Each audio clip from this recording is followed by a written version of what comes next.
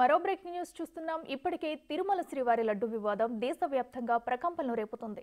నెయ్యి సరఫరా చేసిన తమిళనాడుకు చెందిన ఏఆర్ డైరీ సంస్థపై సర్వత్రా విమర్శలు వ్యక్తమవుతున్నాయి. ఈ క్రమంలో మరో చర్చ తెరపైకొచ్చింది. ఇంకెన్నాళ్లు పక్క రాష్ట్రాల్లోని డైరీ సంస్థలపై ఆధారపడతామన్న ప్రశ్న ఉత్పన్నమవుతుంది. అసలు తెలుగు రాష్ట్రాల్లోని డైరీలను నెయ్యి సరఫరా చేసే సామర్థ్యం లేదా?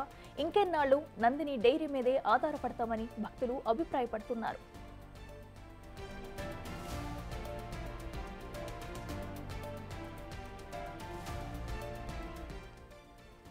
తిరుమలకు తెలుగు రాష్ట్రాల్లోని భక్తులే ఎక్కువగా వెళ్తుంటారు. అలాంటప్పుడు నెయ్యి సరఫరా తెలుగు రాష్ట్రాల్లోని డైరీలకే అప్పగించాలన్న అభిప్రాయాలు ఇప్పుడు వ్యక్తమవుతున్నాయి. కాగా శ్రీవారి లడ్డూకు నెయ్యి సరఫరా చేసేందుకు తాము సిద్ధంగా ఉన్నామంటుంది తెలంగాణకు చెందిన విజయ డైరీ.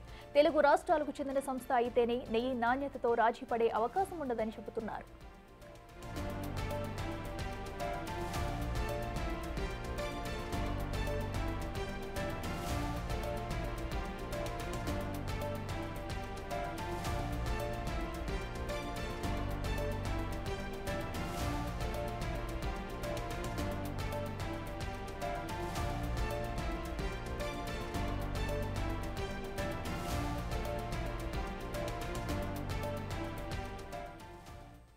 ఇదే అంశానికి సంబంధించి మరింత సమాచారం మా ప్రతినిధి దామోదర్ లైవ్ లో అందిస్తారు.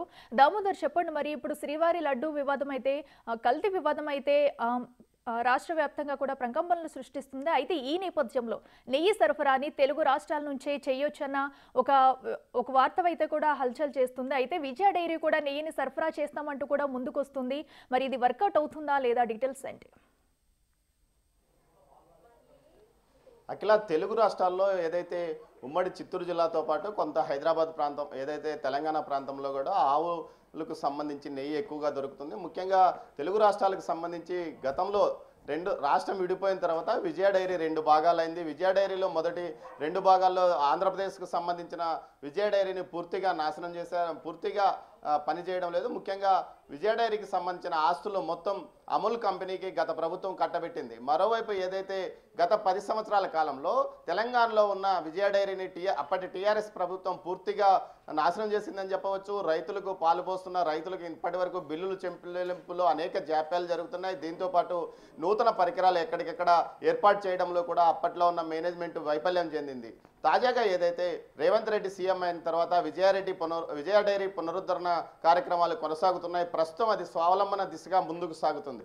అయితే కర్ణాటకలోని కేఎంఎఫ్ ఫెడరేషన్కి సంబంధించి పూర్తి స్థాయిలో అంటే రాజకీయ పార్టీలు మారినా, ఎవరు అధికారంలో ఉన్నా అది స్వయం ప్రతిపత్తితో ముందుకు నడుస్తుంది. దీంతోపాటు కర్ణాటక ప్రాంతంలో ఎక్కువగా ఆవు పాలు ఉండడం వల్ల అక్కడ ఆవు నెయ్యి ఎక్కువగా వస్తున్న నేపథ్యంలోనే కేఎంఎఫ్ ద్వారానే వస్తున్న నందిని నెయ్యిని గత 20 సంవత్సరాలుగా ఏదైతే టీటీడీ కొనుగోలు చేస్తుంది. దీంతోపాటు గతంలో తెలుగుదేశం ప్రభుత్వం అధికారంలో ఉన్నప్పుడు ఒక నిర్ణయం తీసుకుంది. కోఆపరేటివ్ సొసైటీ ద్వారా నడిచే పాల డైరీల ద్వారానే నెయ్యి కొనుగోలు చేయాలనే నిర్ణయాన్ని తీసుకుంది. కానీ ఏదైతే 2019లో అధికారంలోకి వచ్చిన జగన్మోహన్ రెడ్డి ఆ తర్వాత ఆ నిర్ణయాన్ని తీసివేసి ఎక్కడికైనా తక్కువ రేట్లో వస్తే చాలు కొనుగోలు చేయవచ్చు అంటూ ఒక నిబంధనలు మార్పు చేశాడు.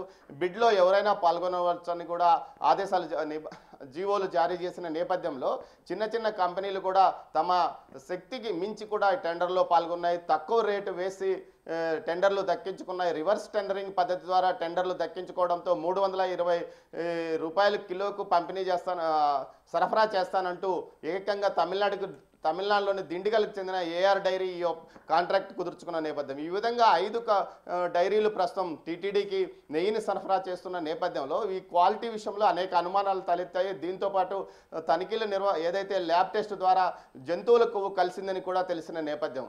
ఇలాంటి పరిస్థితుల్లో తిరిగి నందిని డైరీ నుంచినే ఇప్పుడు ఏదైతే కేఎంఎఫ్ ఫెడరేషన్ నుంచి నందిని నెయ్యిని ఇప్పుడు ప్రస్తుతం తీసుకుంటున్నారు. ఇది నాణ్యతగా కూడా ఉందని తాజాగా తేలిన పరీక్షల్లో కూడా బయటపడింది. మొత్తం మీద అయితే టీటీడీ స్థానికంగా గతంలో ఏదైతే చిత్తూరు డైరీ విజయ డైరీకి అనుబంధంగా ఉన్న చిత్తూరు డైరీ నుంచి నెయ్యిని తీసుకుంది. ఆ తర్వాత చిత్తూరు డైరీ వ్యవస్థాపక లోపాల వల్ల మూతపడింది. దీంతోపాటు విజయ డైరీ రాష్ట్రంలో పూర్తిగా కనిపించుకోకుండా పోయిన పరిస్థితి ఆంధ్రప్రదేశ్లో కనిపిస్తుంది.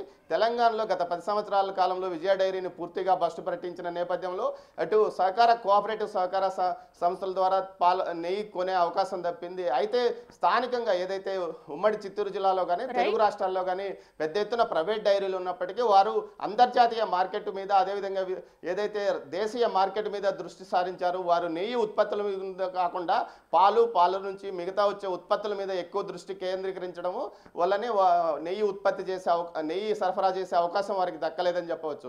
పెద్ద పెద్ద కంపెనీలు రాష్ట్రంలో పనిచేస్తున్నాయి. అదేవిధంగా రాష్ట్రంలో దేశంలోనే అత్యధికంగా జిల్లాల స్థాయి వరకు తీసుకుంటే ఉమ్మడి చిత్తూరు జిల్లా నుంచి అత్యధికంగా పాల ఉత్పత్తి అవుతుంది. కానీ ఈ పాలు ఎక్కువగా తిరుమల డైరీ, నేషనల్ డైరీ ద్వారా ఢిల్లీకి వెళ్తున్నాయంటే మనం పరిస్థితి అర్థం చేసుకోవచ్చు. ప్రతిరోజు ఒక ప్రత్యేక ఏదైతే రైల్ ట్యాంకర్స్ ద్వారా తిరుపతి నుంచి ఇటు చిత్తూరు జిల్లా నుంచి ఏకంగా ఢిల్లీ వరకు వెళ్తున్న పరిస్థితి.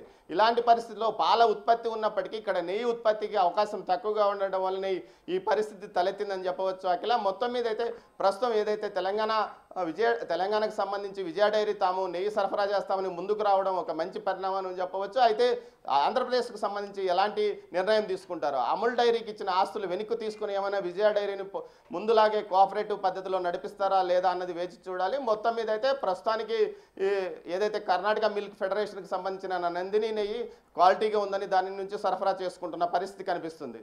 Right Damodar, thank you.